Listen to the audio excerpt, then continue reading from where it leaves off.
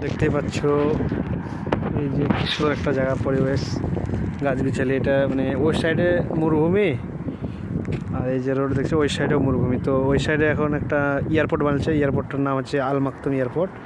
আর এই তো দেখতে পাচ্ছ একটা 2-4টা বিল্ডিং। আর এই সাইডে একটা ভিলা আছে, যেটা আমরা গ্রাম বলি সেটা ভিলা, এখানে ভিলা বলে। তো এটা হচ্ছে ইমার শহর। তো দেখতে পাচ্ছ রোড।